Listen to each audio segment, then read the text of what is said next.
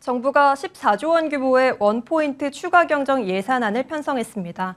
소상공인 지원에 집중한 예산안인데요. 방역 지원금을 100만 원에서 300만 원으로 늘리고 손실보상금의 최저 한도도 10만 원에서 50만 원으로 올린 게 핵심입니다. 이재경 기자입니다.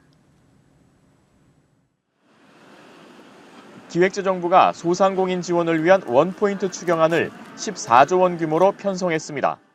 추경안 중 11조 5천억 원은 방역조치 연장으로 고통을 받고 있는 소상공인을 위해 쓰기로 했습니다. 방역지원금에는 역대 최대 규모인 9조 6천억 원을, 손실보상에는 1조 9천억 원을 배정했습니다. 병상 확보와 치료제 구매 등 방역 예산으로는 1조 5천억 원을 쓰기로 했습니다.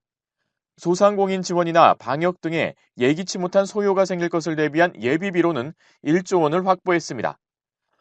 소상공인들은 다음 달부터 지원을 받을 수 있을 전망입니다. 방역지원금은 기존 100만 원에서 300만 원으로 높아집니다. 지난해 12월 15일 이전에 개업하고 매출이 감소한 소상공인과 소기업 320만 곳은 다음 달 중 지원을 받을 수 있게 됩니다. 지난해 10월 이후 집합금지 등으로 피해를 본 소상공인과 소기업 90만 곳은 피해 보상금을 받을 수 있습니다.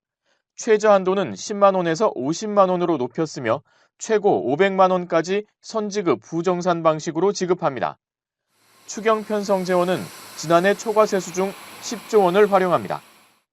지난해 초과세수는 30조 원에 달하는데 지난해 11월에는 12조 7천억 원 규모의 소상공인 민생경제 지원 방안을 내놓았고 지난달에는 소상공인에게 100만 원의 방역지원금을 주는 6조 5천억 원 규모의 지원 패키지를 발표한 바 있습니다.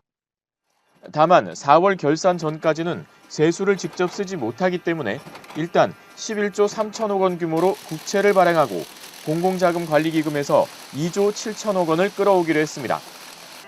이번 추경을 위한 국채 발행으로 재정 적자와 국가 채무는 늘겠지만 4월 결산 이후 빚을 갚으면 재정 건전성은 호전될 것으로 전망됩니다. 여야는 최소 25조 이상의 추경안을 요구하고 있어 국회에서 진통이 예상됩니다. 정부 세종청사에서 머니투데이 방송 이재경입니다.